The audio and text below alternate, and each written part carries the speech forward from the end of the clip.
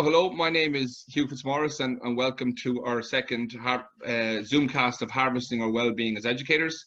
And I'll pass you over to Moira. Hello, I'm Maura O'Higgins, and here we are, our second time together.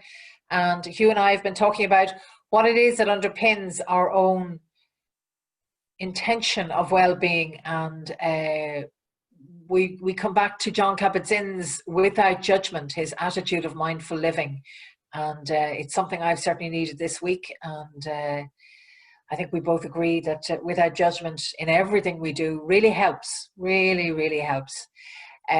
We've also been talking about what we're going to talk about today, and Hugh remembered John O'Donoghue's poem For Presence, and Hugh, you might read it for us.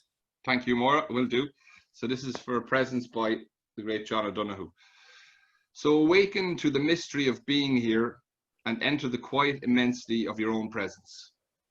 Have joy and peace in the temple of your senses. Receive encouragement when new frontiers beckon. Respond to the call of your gift and the courage to follow its path. Let the flame of anger free you of all falsity. May warmth of heart keep your presence aflame. May anxiety never linger about you. May your outer dignity mirror an inner dignity of soul. Take time to celebrate the quiet miracles that seek no attention. Be consoled in the secret symmetry of your soul. May you experience each day as a sacred gift woven around the heart of wonder. And that's John. So beautiful piece, on presence.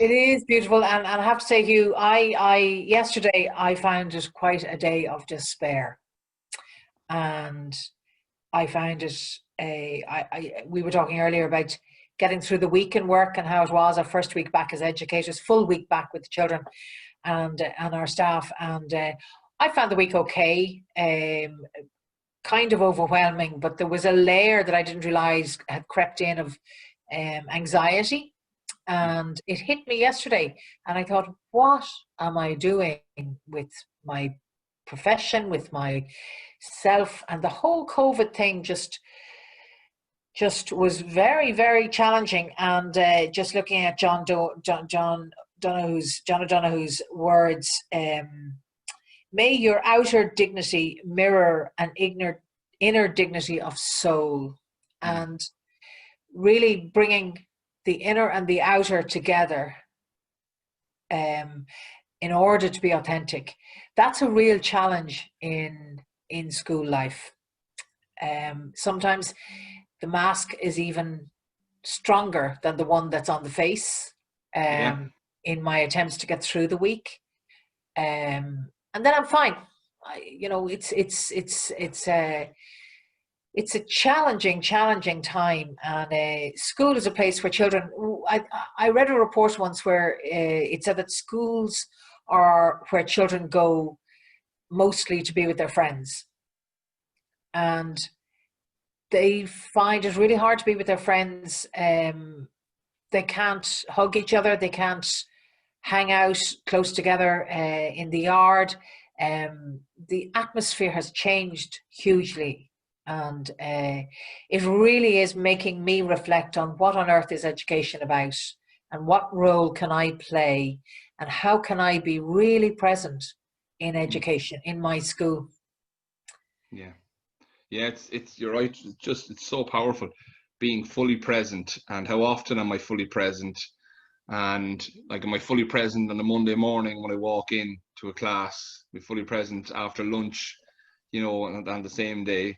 That idea that John O'Donoghue talks about, the quiet miracles of the everyday. Like, I think there's no way that we can be aware of the quiet miracles unless we're present.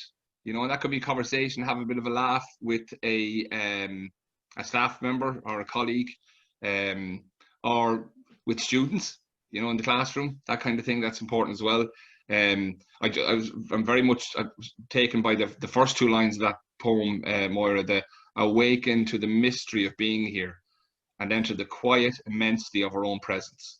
So just, the immensity of our own presence for every individual student that's in the school, for each of our teachers in the school, for every member of, just being there and the idea of their uniqueness, their presence, and how the importance of their presence. But often in school, we're not fully aware of that, because we're caught in our own heads. I have to do this, I have to do that, and it could be something to do with, going into a classroom and you're caught in your own head and you're not aware of the individuals, or you're just on autopilot. And I think that idea of taking a moment before class to be present, and maybe at the end of class, and that's something I'm working on,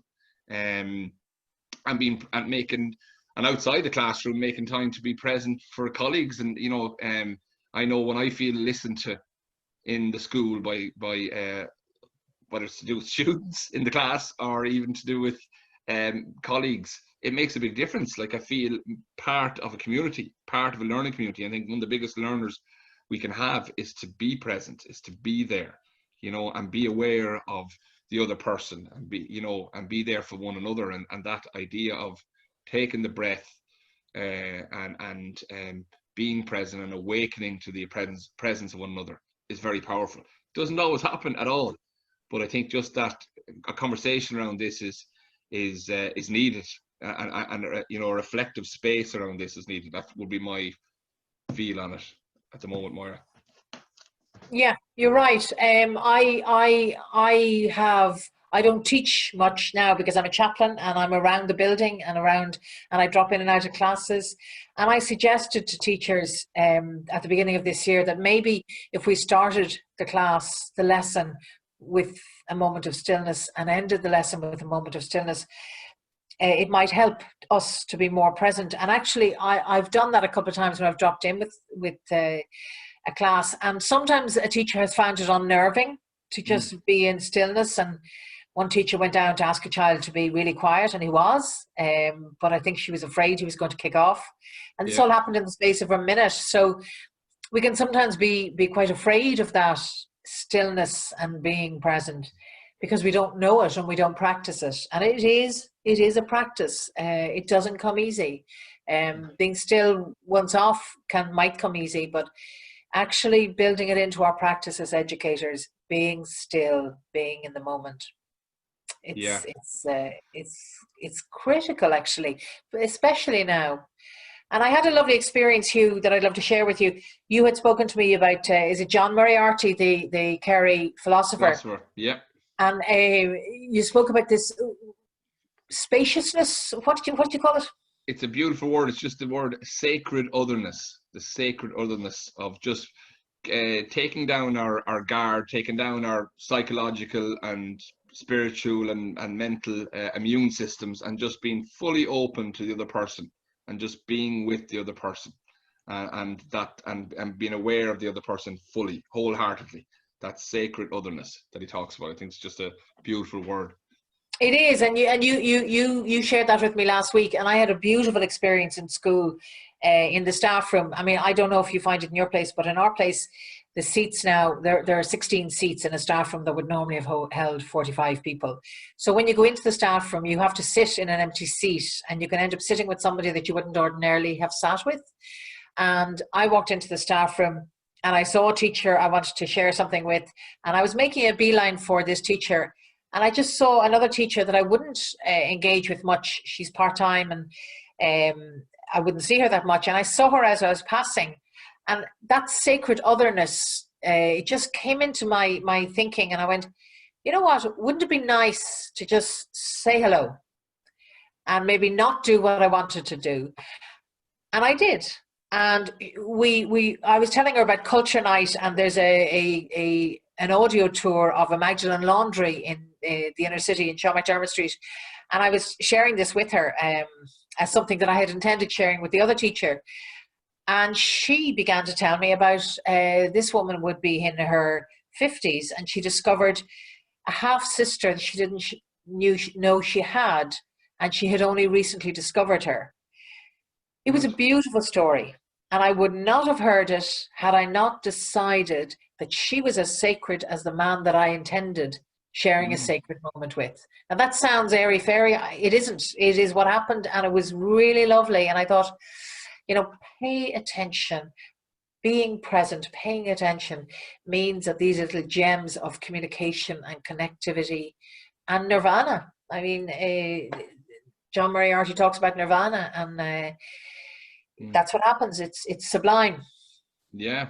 Well, that sounds lovely. More really, that's part of that idea, the quiet miracles of the everyday, isn't it? That O'Donoghue mentions in the poem For Presence, and they can happen in a moment at the end of class when a kid is telling you something about themselves or the day or whatever, and if you can be either moving from the class and go yeah, and you're moving to the next class, or being fully present with them, or the same in, as you say, the staff rooms are so different now. Like being with a colleague, just give them a moment, and it can make a difference. Sorry, in my day, from my experience, any people just fully listening to you, and being present, and it just it can give you a lightness, just that you're feeling part of something. And I think the more I'm realizing myself that I'm working on being present, the more you see, and the more, I suppose, the day opens up for you. But again, this is, I would say again, it's a challenge. It's a challenge. Schools are busy places. They're full of people where, as I said, it's all about relating to one another. And it's also how I relate to myself. Am I present for myself, or am I caught up in my head? As I walk from class to class, the more I can be fully present, earthed in the classroom. And like you said there about hearing the stories, like the power of story, the magnificence of story, sitting down and listening and hearing a story and being open to it. And it's a wonderful exchange, isn't it, in people? It is. It really is, and it doesn't put anybody on a pedestal. It makes us all the same. And I remember reading a review of John Moriarty yesterday of his work, reading a review of his work, and somebody wrote, he'll never be the guru. He'll never be thought of as the guru. And I think John O'Donoghue is the same. They're just really wise people who lived ordinary lives and reflected on their lives. And I actually think what it reminds me of is what I try to do, what I choose to watch on the internet, what I choose to read really matters, because I wouldn't have come across John Moriarty had I not chosen to read a John O'Donoghue piece where somebody spoke about John Moriarty. So what we take in has a huge impact on what we then share and bring out. Yeah, absolutely. On that, on just cultivating an environment that helps stillness and presence and relationships to flourish. Cultivating a space, a learning space, whether it's our classrooms, whether it's to do with our school itself, a space where that helps stillness to be present. That's the key thing as well. That it's not all about go go go go go. It's that the essential aspect is that sense of stillness and empathy, I suppose, as well. That's very, very important. Might be something we might look at again, more of the idea of empathy and another conversation. I agree. Hugh, what about I read John O'Donoghue's poem again, and then we do a moment's stillness? Lovely. Yeah, lovely, Maura. That's great. Awaken to the mystery of being here and enter the quiet immensity of your own presence. Have joy and peace in the temple of your senses. Receive encouragement when new frontiers beckon. Respond to the call of your gift and the courage to follow its path. Let the flame of anger free you of all falsity. May warmth of heart keep your presence aflame. May anxiety never linger about you. May your outer dignity mirror an inner dignity of soul. Take time to celebrate the quiet miracles that seek no attention. Be consoled in the secret symmetry of your soul.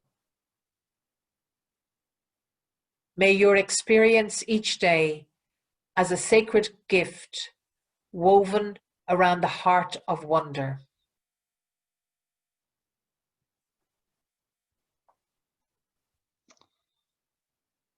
Thanks, Maura.